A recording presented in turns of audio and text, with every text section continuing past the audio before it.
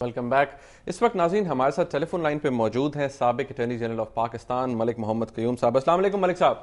वालेकुम अस्सलाम जी। मलिक साहब बहुत शुक्रिया हमें ज्वाइन करने का। मलिक साहब, ये जो इस वक्त सिलसिला देखा जा रहा है और जिस तरह से सुप्रीम कोर्ट की इन्वॉल्वमेंट है एग्जीक्यूटिव के मामलात में, कार्बन टैक्स का, कार्बन सरचार्ज का जो इशू है उसके ऊपर भी आपने जिस तरह से देखा कि उसको टेम्परेरली सस्पेंड किया गया और अभी भी कुछ प्रोसीडिंग्स हो रही हैं, आप क्या समझते हैं कि अगर एग्जीक्यूटिव, क्योंकि आप कॉन्स्टिट्यूशनल एक्सपर्ट हैं, ये बताइएगा कि अगर एग्जीक्यूटिव कोई ऐसा स्टैट्यूट बनाता है, कोई एक्ट बनाता है, लेट्स से फाइनेंस बिल ही पास करता है, अगर उसके अंदर कोई चीज ऑब्जेक्शनेबल है तो क्या उसका जुडिशियल रिव्यू हो सकता है? बिल्कुल हो सकता है सर। ये तो बड़ी सेटल्ड कॉन्स्टिट्यूशनल पोजीशन है कि जो ये ऑर्डिनेंस तो है, ये वैसे एग्जीक्यूटिव इशू नहीं करता, ये प्रेसिडेंट करता है because he is a member, he is a part of the parliament. तो ये बड़ी अबहम सा है। ये लेजिस्लेटिव कोई भी हो, even bill act of parliament हो या कॉन्स्टिट्यूशनल अमेंडमेंट हो या वो ऑर्डिनेंस हो, सुप्रीम कोर्ट उसे एग्जामिन कर सकता है।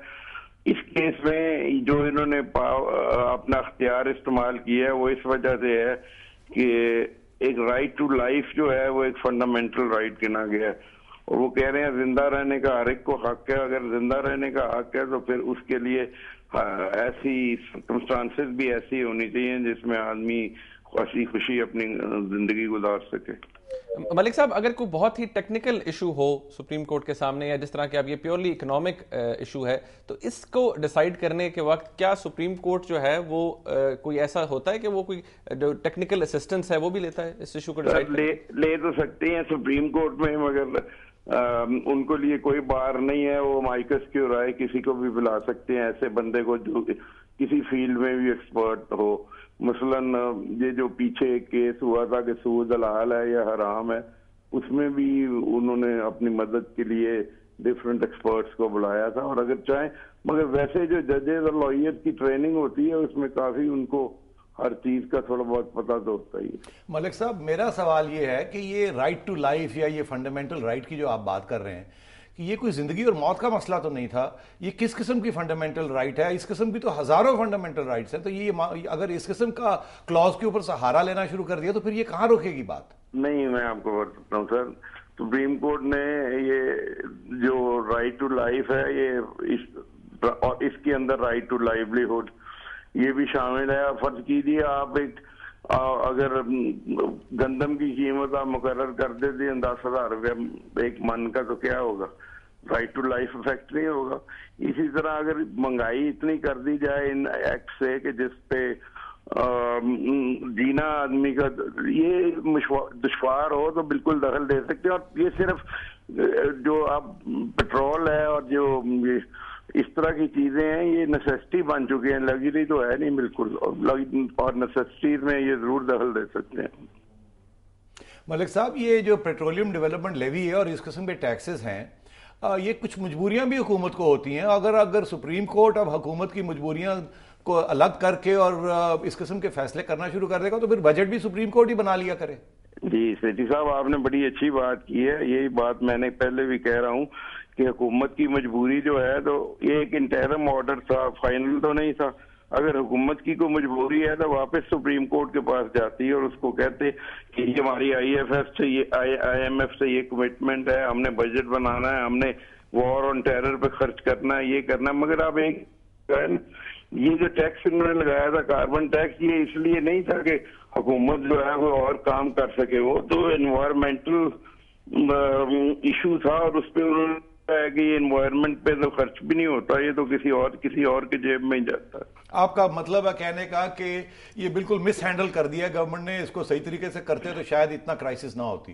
सर अगर मसलन मैं कोई बड़ा हम्बल सा आदमी हूँ, मगर अगर मैं मसलन जिस गवर्नमेंट में मैं था, अगर उसमें ऐसी कोई बात होती तो मैं तो ऑर्डिनेंस ना इशू करने देता, मैं उसी सुप्रीम कोर्ट के पास जाके और वजह एक्सप्लेन करता। और आप देखिए सारे मुहिब्बो वतन जजेस हैं और बड़े पाकिस्तान के दर्दमंद है कि हम ये क्यों समझते हैं कि जुडिशरी जो है जरूर हर एक्शन जो है वो अपनी मर्जी का करेगी। नहीं, जो भी मुल्क के और लोगों के इंटरेस्ट में होगा वही एक्शन होता है। तो मलिक साहब, ये जो कॉन्स्टिट्यूशनल अमेंडमेंट्स भी सुप्रीम कोर्ट देख सकता है, क्या आज तक कोई कॉन्स्टिट्यूशनल अमेंडमेंट हमारे सुप्रीम कोर्ट ने ओवरटर्न किया है? क्या इंडिया में कुछ ऐसी चीजें हुई हैं? पाकिस्तान में तो आज तक नहीं कोई कॉन्स्टिट्यूशनल अमेंडमेंट सेटिसाइड हुई। इंडिया में अलबत्ता 5 कॉन्स्टिट्यूशनल अमेंडमेंट सेटिसाइड हुई है और अमेरिका में कॉन्स्टिट्यूशनल अमेंडमेंट सेटिसाइड हुई। उसमें 2 चीजें हैं, मैं टेक्निकल नहीं होना चाहता मगर सेठी साहब आप बहुत समझदार आदमी हैं, आपको एक तो ये है कि ये अमेंडमेंट हो सकती है और आयन का हुलिया नहीं बदला जा सकता। अमेंडमेंट डजंट मीन कि नया आयन ही बना दें। दूसरा ये है कि कुछ ऐसे इश्यूज फंडामेंटल्स हैं जिनको हम ग्राउंड नॉर्म कहते हैं, वो किसी सूरत भी नहीं बदले जा सकते। मैं अब मिसाल के तौर पे अगर पार्लियामेंट अमेंड करके ये निकाल दे आयन में से कि Pakistan shall be Islamic Republic, तो इस्लामिक का लफ्ज वो नहीं निकाल सकेंगे। मैं एक शरारती सवाल पूछ लूं आपको मलिक साहब, आपको याद होगा कि पिछली दफा जब मियां नवाज शरीफ साहब प्राइम मिनिस्टर थे तो उन्होंने वो 15th कॉन्स्टिट्यूशनल अमेंडमेंट पास करने की कोशिश की थी जिसमें वो अमीरुल मोमिनीन बनना चाह रहे थे, और वो जो नेशनल असेंबली ने कानून पास भी कर दिया था, सेनेट में पास नहीं हुआ था, और उसकी जो बेसिक चीज ये थी कि अगर पार्लियामेंट भी कोई चीज करती है तो as prime minister Nawaz Sharif साहब उसको ओवररूल कर सकते थे। तो अगर वो कॉन्स्टिट्यूशनल अमेंडमेंट पास हो जाता तो आपका क्या ख्याल है, वो अगर सुप्रीम कोर्ट में चैलेंज होता उस वक्त के सुप्रीम कोर्ट में, तो क्या उसको वो बाहर फेंक सकता था? उस वक्त की बात नहीं है, मगर कोई सुप्रीम कोर्ट होता और इंडिपेंडेंट जुडिशरी, ये तो थी कि ऐसे कानून को 2 मिनट में उठा के परा फेंक दिया जाता। मेहरबानी जी। हमारे साथ मौजूद थे मलिक क़य्यूम साहब। मलिक साहब ने जो बात की उन्होंने कहा, एक तो सेठी साहब क्लियर है कि ऑर्डिनेंस इस तरह नहीं इशू होना चाहिए था और डेफिनेटली ये गलत हुआ है। वो कहते हैं अगर एक चीज़ सुप्रीम कोर्ट ने सस्पेंड की थी तो गवर्नमेंट को चाहिए था कि उसी सुप्रीम कोर्ट के पास जाती और उन्हें अपनी मजबूरियां बताती थी कि हमारी कमिटमेंट्स हैं IMF के साथ। सही। तो ये एक चीज़ डेफिनेटली गलत हुई है। बाकी अगर आप ये देखें ना, इस पूरे ऑर्डिनेंस को देखें तो इसके अंदर बड़े सब्जेक्टिव टेस्ट्स हैं कि अगर प्रेसिडेंट सेटिस्फाई हो, सिंस के पार्लियामेंट सेशन में नहीं है, और अगर प्रेसिडेंट सेटिस्फाई है कि there is a dire need, नए ऑर्डिनेंस की बात, नए ऑर्डिनेंस की, तो जी there is a dire need, और इफ प्रेसिडेंट इज सेटिस्फाइड कि इसको इस तरह से पास होना चाहिए तो हो जाए। अब ये है कि इन्होंने क्या सुप्रीम कोर्ट से ये बात की है कि ठीक है जी वो तो हम विड्रॉ कर रहे हैं, मगर अब रातों रात एक नया ऑर्डिनेंस कर रहे हैं। ये तो नहीं कि ये ऑर्डिनेंस भी अगले 4 दिन में स्ट्राइक डाउन हो जाएगा, मगर अगर हो गया तो फिर तो अच्छी खासी प्रॉब्लम हो जाएगी। देखिए गवर्नमेंट का मसला क्या है, गवर्नमेंट को पैसे चाहिए। अब वो कैसे पैसे ले? असली बेहतर तरीका तो ये हो कि डायरेक्ट टैक्सेशन करें, अमीरों के ऊपर ज्यादा टैक्स लगाए, अपनी इकोनॉमी को डॉक्यूमेंट कर दें। ठीक, मगर वो तो शॉर्ट टर्म में नहीं हो सकता ना जी, वो तो 60 साल हो गए हम नहीं कर पाए, तो इन्होंने रात को बटन तो नहीं दबाएंगे और ये अमीर पैसे देने शुरू कर देंगे। पैसे चाहिए, पैसे के बगैर ना IMF से पैसे मिलते हैं ना किसी और से मिलते हैं, मईशत चल नहीं सकती। सेठी साहब, इस पे हम बात करेंगे कि पैसे कहां से आएंगे। बड़े इंटरेस्टिंग कमेंट्स होते हैं हमारे कुछ पॉलिटिशियंस के, इस पे बात करेंगे एक ब्रेक के बाद।